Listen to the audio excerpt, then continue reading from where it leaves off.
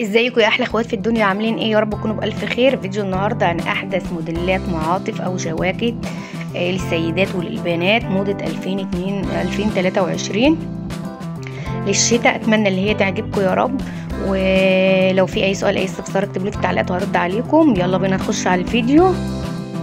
يلا بينا بقى نخش على الفيديو. زي ما قلنا لكم دي احدث موديلات جواكت ومعاطف شتويه سنه 2023 للشتاء، للبنات وللستات. تنفع تخشي بيها، تروحي بيها الجامعه، تروحي بيها سهرات، تروحي بيها حفلات، تستخدميها بعد الظهر الصبح وانت رايحه الشغل. الوانها الجميله، الالوان المشهوره السنه دي اللون المستردة، اللون الكشمير، اللون الوردي، اللون البني، اللون البينك، اللون الاحمرات بدرجاتها، النبيتي بقى، والاحمر الفاتح والاحمر الغامق، واللون الجري، واللون الابيض برضو، واللون الاسود ملك الالوان السنه دي، واللون المينت الغامق، واللون الازرق والكحلي.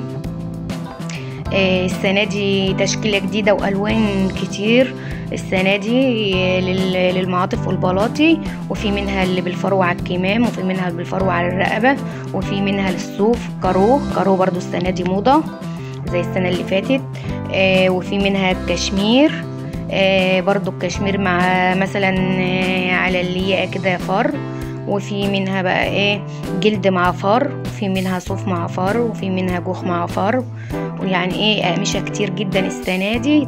تنقي الموديل بقى اللي يمشي معاك او اللي انت تحبيه واللون اللي انت تحبيه، وتكوني متالقه في الشتاء كده. واللون الاحمر كمان زي ما انا قلت لكم، الاحمر والاسمر جميل جدا. وفي منها بقى ايه يعني حسب الاذواق، يعني في منها طويل، في منها قصير، في منها متوسط الطول.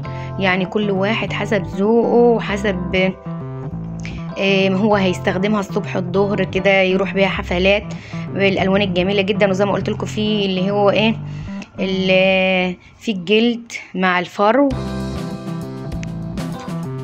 وفي اللي هي برضو الجواكت السوفت جميله جدا. اتمنى يا رب الفيديو ده يعجبكم. وما تنسوش يا حبايب قلبي الشير واللايك وسبسكرايب للفيديو، وشير لكل اصحابكم عشان الفيديو يوصل لاكبر عدد من الناس، عشان الفيديو يوصل لاكبر عدد من الناس يستفيدوا منه ان شاء الله. وقولوا لي ايه احسن موديل عجبكم. ولو في اي سؤال عندكم اي استفسار اكتبوا لي في التعليقات وهرد عليكم ان شاء الله. واتفرجوا على الفيديو للاخر، هتشوفوا فيه موديلات والوان جميله اكتر واكتر. واشوفكم على خير في فيديوهات قادمه، والسلام عليكم ورحمه الله وبركاته.